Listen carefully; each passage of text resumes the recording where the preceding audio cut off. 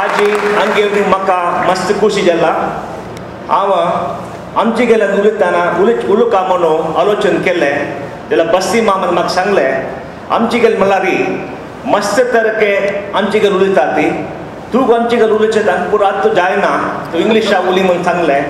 That's why I'm going to speak in English.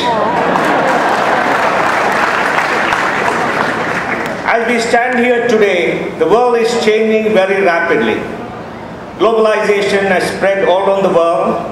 There's a reduction in barriers to trade, to flows of capital, and the movement of natural persons. So people are emigrating in large numbers, settling all across the world. And the force of globalization is reshaping civilization as we know it. Languages and cultures which have been around for thousands of years are disappearing, and there is the threat of a homogeneous culture spreading on the world, driven by one single language, English. But our children, as they go around the world, are learning to adjust in this new world, giving up their own identity and becoming part of this globalized order. And this globalized order is reshaping economies in many ways that we understand. In 1750, China and India made up 45% of the world GDP. They were the richest countries in the world since human civilization began. In 1750, started the colonization of India, so and so that by 1900, India's trade with the world came down to 10%, and India became an impoverished country where life expectancy was something around 21 years. The decline of Asia, the rise of the colonial powers, the rise of the United Kingdom, Great Britain as they called it, the kingdom that spread all around the world and where the sun never set, meant the decline of the traditional societies of Asia. All this is going to change in this decade. Right now the world GDP is $65 trillion, led by the United States at 15 trillion, the European Union at 15 trillion, and Japan around 5.5 to 6. The rise of China over the last 25 years, the rise of India over the last 20 years, the rise of the emerging markets means that in this decade, we're going to see the emerging markets as a large economic bloc, overtake the OECD as the main driver of economic growth. The emerging markets will become the largest economic bloc this decade. The OECD has a GDP of $35 trillion. The emerging markets have $30 trillion. And by 2020, the emerging markets are expected to be around 55, 60, and the OECD may be around 40, 45. Growth is coming down. And this is a transformation that we have not seen for the last 250, 300 years. And that means the last 300 years are a blimp in the human beings' march towards civilization. But all this is led with the threat to the existence of the multiple groups that make the world. All of us are multiple identities. We are Indians belonging to an ancient 5,000-year civilization. We are probably residents of a particular place in India, maybe Goa. You are in North America, somebody could be in Europe, etc. We belong to some gotra, some caste, we belong to a place, we speak a particular language. So we have multiple identities. And this multiplicity of identities is what creates us and makes us very unique. But globalization is threatening these multiple identities. As we came from a poor country, many of us, and I would say most of us, wanted to be part of this global order. A global order, we spoke the language that brought prosperity, we spoke the language of the world, we participated in the economic growth of the world. But as societies grow richer and we become economically better off, we have to re-examine what we are and make sure that we preserve our identity. And this lack of identity or a lack of a decline in identity is felt in our children. Our children are called Pais, Kamas, Rao, Shenois, but they do not speak Konkani. And without speaking Konkani, what kind of a people are we? Can we become a nameless, faceless people, resident in some part of the world, with a big house, a few cars, traveling around the world, and carrying the name of an ancient people, without speaking the language? Because language is a means of expression, a means of communicating culture, a means of transmission of all that has come to us for thousands of years from our forefathers, was striven bit by bit to create a cultural heritage that we need to pass on to our children.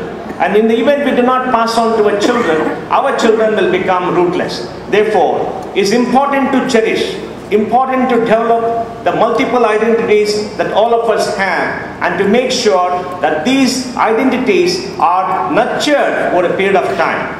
But having this identity doesn't mean that we are not part of this global order. That doesn't mean that we cease to be a global citizen. I will say no.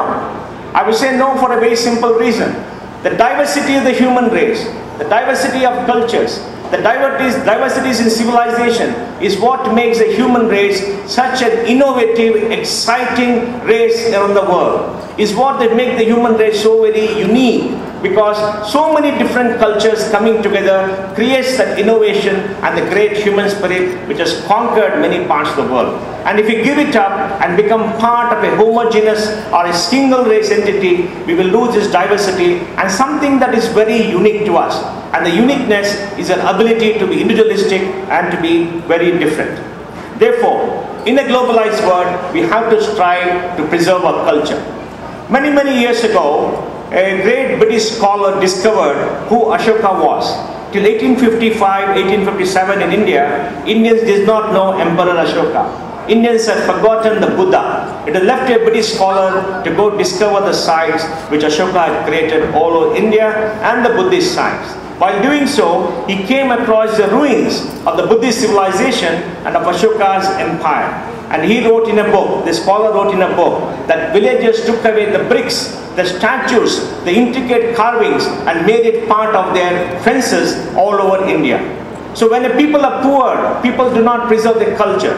They do not have pride in the heritage. But as societies become richer, we have to create that pride. And we are seeing that pride in China today. China is a very rich civilization, a great history of 3,500 to 4,000 years. Very proud and very creative, and I made sure that a part of the growth of the human race has been because of Chinese invention. And China is now going back, buying the Ming vases, buying all that was exported from the sack of the Summer Palace in Beijing in 1864 from all around the world, and recreating the China of what China was. Even though the Great Leap Forward made sure that the Chinese destroyed their own cultural heritage, they're now trying to rediscover. And we in India have to rediscover what we are and preserve it. And for the Konkani speaking community, it becomes all the more important. We are a small group of people, just 2.5 million people. In the whole of India, among 1.2 billion people, this is a small blip. And if it disappears, India is not going to possibly miss our options. But we are a very unique people. We are denizens of the Saraswati River, the mythical river which in the Rig Veda was said that you could not see the banks of the river. The Rig Veda speaks about the Saraswati more than the Ganga. And the Saraswati was a much bigger river whose possibly headworks were captured by the Indus during a cataclysmic event. But nevertheless, when the river dried up, we migrated south, we migrated north, we migrated east, and we spread all over. We are a people without a homeland. We were in Goa. We were in Goa till Vasco da Gama came. And the brutal oppression of the Portuguese made us leave Goa, go down south, and go spread all across India. And the oppression of the Portuguese was indeed extremely brutal. They sacked our temples, they raped our women, they killed our forefathers, took away our gold, and destroyed everything that we had. But they also took away our language, they took away our books, they took away our heritage, and they have preserved it in Lisbon. You'll be surprised to know that the largest collection of Konkani thought and Konkani literature is in the libraries of Lisbon in Portugal. And if you ever go there, you'll find out, even though they've been brutal and they have the Inquisition and killed many of our forefathers, they indeed preserve our culture. So I will say to all of you, when you meet here today, we have to work hard in the next 20, 30 years to create this global community of the Konkani speaking people. We follow many religions. We stay in different parts of the world. We do not have one single tongue. We have maybe 30 interpretations of Konkani. We do not have a written script. We follow Devanagari or whatever. But whatever it is, we have a unique heritage, and that heritage should be preserved. So, in Mangalore a few years ago, a group of zealous people came together and thought long and hard, how do we preserve this culture? Culture can be preserved by creating an institution which works for the preservation of this culture. So they came up with the idea of the World Konkani Kendra.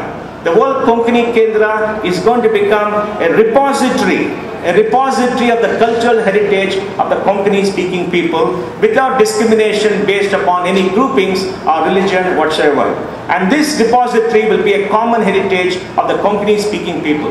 And to make sure that this repository outlives the people who started this, is going to be in electronic form and use technology. And I want to take you through what these people are doing. First of all, they're collecting the great heritage that the Konkanis have. Konkani culture, Konkani tradition, literature, cuisine, the Konkani way of life, our dress, etc. They're talking to senior people and documenting their stories, their songs, all the lullabies that our mothers sang to us when we were small children and which we understood. The various cuisines that we ate when we were small children before many of you came to this country. And all the things that made us very unique. And they will collect it and keep it in electronic form so it's available to everybody. So Konkani is now in the 8th schedule of the Indian Constitution and is an official language.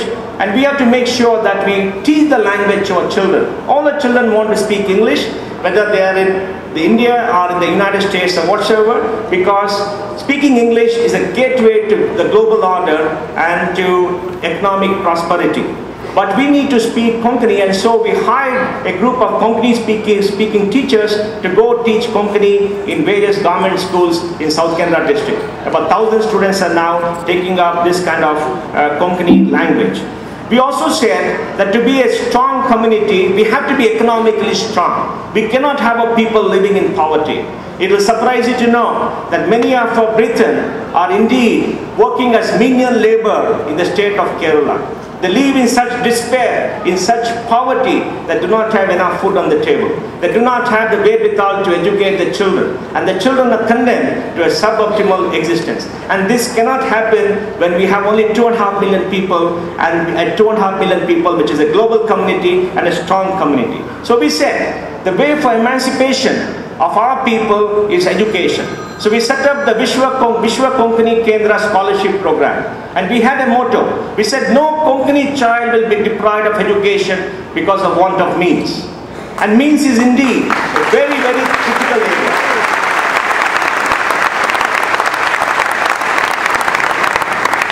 So we said we'll create a broad-based scholarship program and invite our children to apply. People who belong to income levels below 2.5 lakh rupees a year to apply, and we shall give them scholarships.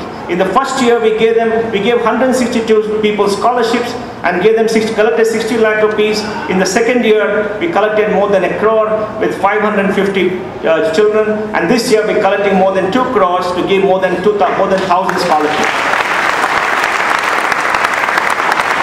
And all this money has come comes from the members of our own communities, not come from outside.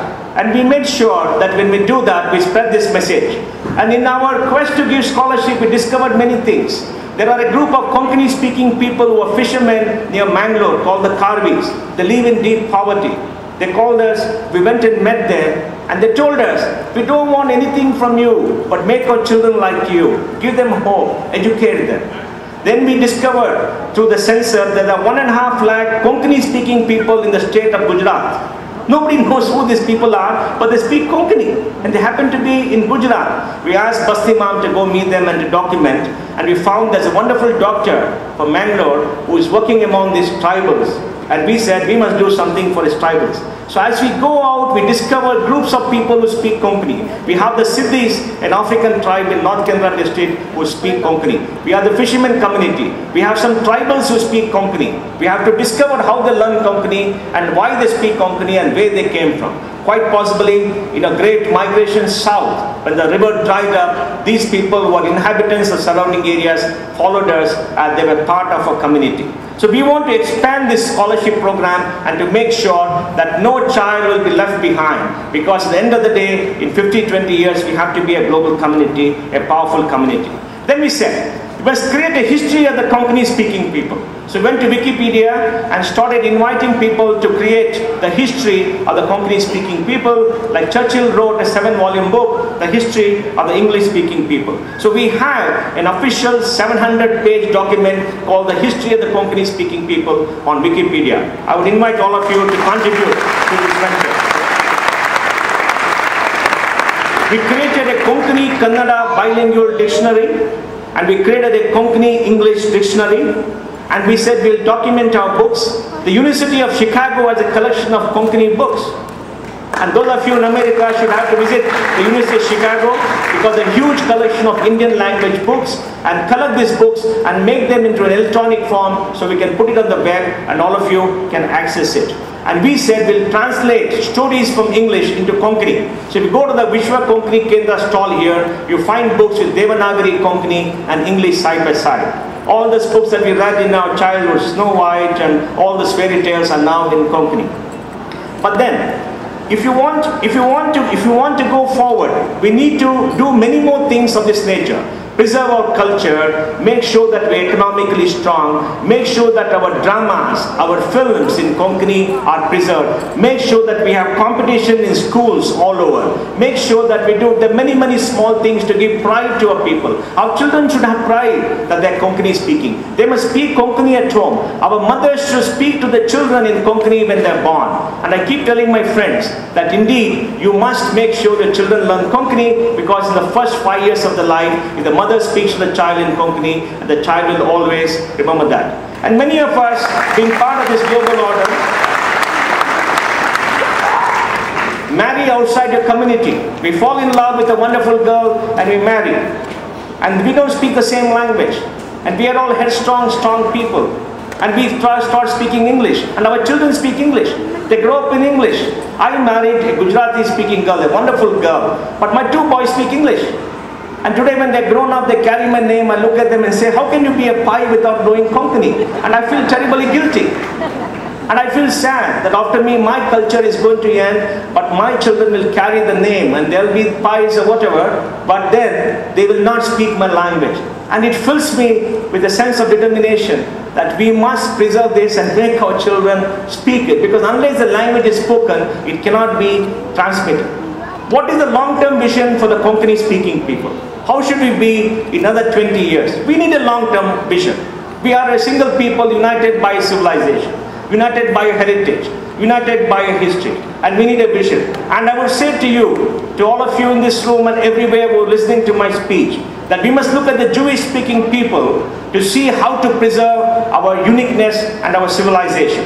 The Jewish-speaking people are the most economically dominant group of people in the world. Even though they've been persecuted for hundreds of years, they've been divided, they lived in poverty, deprived of the right to life and many things by various communities around the world. After the Second World War, they come together to form their own homeland and they're fighting for their existence. But they focus on education. An extremely large number of Nobel Prize winners are from the Jewish community.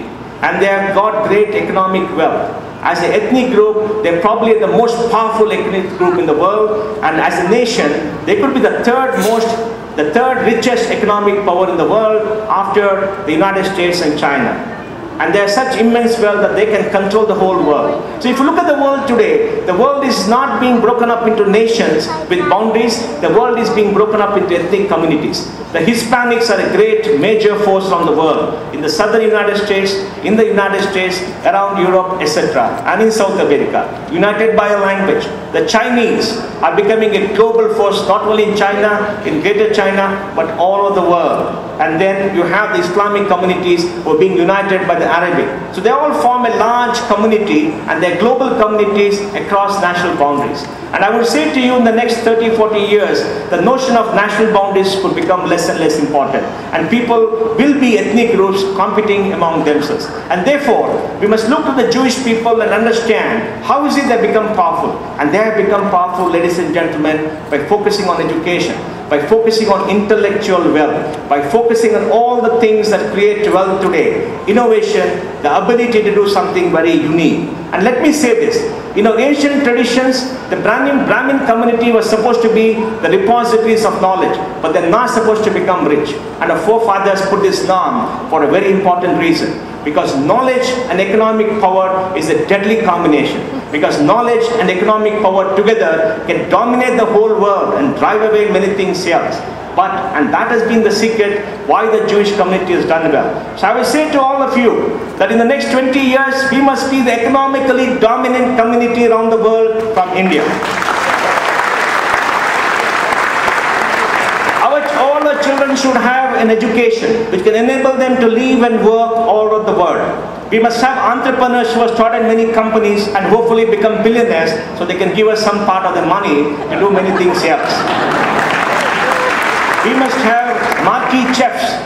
We must have artists, we must have singers, we must have dancers, we must have writers, we must have people who promote culture, the global culture and the Konkani culture. We must have Nobel Prize winners, we must have researchers, we must have universities of our own, and we must be known as a global community which adds to the accumulated wealth of humankind. And that indeed, ladies and gentlemen, should be our vision.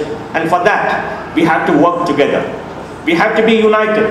We have to start many programs coming together. It's not that I come here to ask you for your money. I don't ask you for your money, but I ask you to join with us to work to create this new order. Because in the power of an idea lies the salvation of a people. In the power of an idea lies the salvation of the people. And the time for this idea is now come. And the Konkani-speaking people all over the world will unite, work together to create an image of the community which will be a globally dominant community, driven by the culture, driven by the heritage, driven by the innovation all around the world in the next 20 years. And this community shall have no poverty. Every child will be able to get educated. Every family will have food on the table, a house on the head, power in the switch, water in the tap, and the reasonable quality of life all over the world.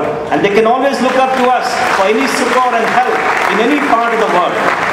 And we should strive to make this happen. Gopal Mama also told me that many of you who have been here resident in the United States want to give back to your country and want to do something for poor little India. But let me tell you, India is no longer poor and little. India today is the third largest economy in the world in PPP terms. This year India will overtake Japan to be the third largest economy in PPP at $4.6 trillion in GDP. India's nominal GDP is 1.8 trillion. We are growing at 5.5–6% this year, and people in India think there's recession in India because we're only growing at 5.5–6%. And I'm very happy they feel this way because aspirations have risen in India. Over the next 10 years, our GDP will probably go to about $5 trillion in nominal terms. In 20 years, we should be around $10 trillion.